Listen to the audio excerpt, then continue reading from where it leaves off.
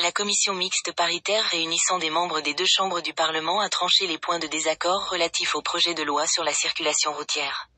Après plusieurs discussions, elle a adopté une formule consensuelle portant sur 11 articles restés en suspens.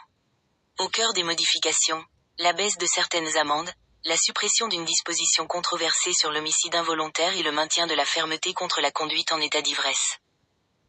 Parmi les changements les plus attendus figure la révision des amendes liées aux infractions de 3e et 4e degré. Le plafond a été fixé à 2000 dinars, alors que certaines contraventions atteignaient auparavant entre 9000 et 15 000 dinars. Réduction des amendes pour les infractions courantes.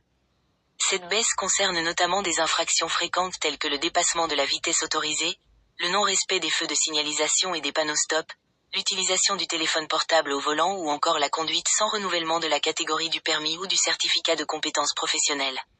Le changement brusque de direction sans signalement, mettant en danger les autres usagers, est également concerné. L'objectif affiché est d'adapter les sanctions tout en conservant un cadre dissuasif. Suppression d'une disposition polémique sur l'article 124. L'article 124, relatif à l'homicide involontaire causé par un conducteur, a suscité un large débat. Dans sa version initiale, le texte prévoyait une peine de 1 à 5 ans de prison et une amende de 100 000 à 500 000 dinars pour tout conducteur ayant causé un décès par imprudence, négligence ou non-respect du code de la route. Toutefois, le second paragraphe alourdissait la peine, de 3 à 7 ans de prison, lorsque l'infraction impliquait un véhicule lourd, un moyen de transport collectif, un bus scolaire, un taxi ou un véhicule transportant des marchandises ou des matières dangereuses. Les autorités ont supprimé cette distinction à la demande des représentants des professionnels du transport, qui invoquaient le principe d'égalité devant la loi. Désormais, les mêmes peines s'appliqueront à tous les conducteurs, sans distinction liée au type de véhicule. Maintien de la sévérité pour la conduite en état d'ivresse. Si la Commission a choisi d'alléger certaines sanctions, elle a en revanche maintenu une ligne dure concernant les infractions jugées les plus dangereuses.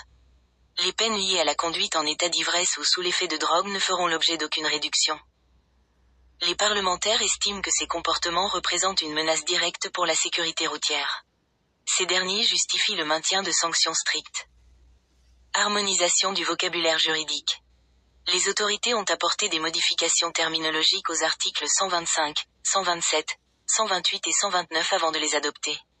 Ainsi, emprisonnement remplace désormais les expressions « prison » et « prison temporaire » dans un souci d'unification du langage juridique. L'Assemblée populaire nationale votera sur ce texte le 9 mars, avant son adoption définitive par le Conseil de la Nation, conformément aux dispositions constitutionnelles.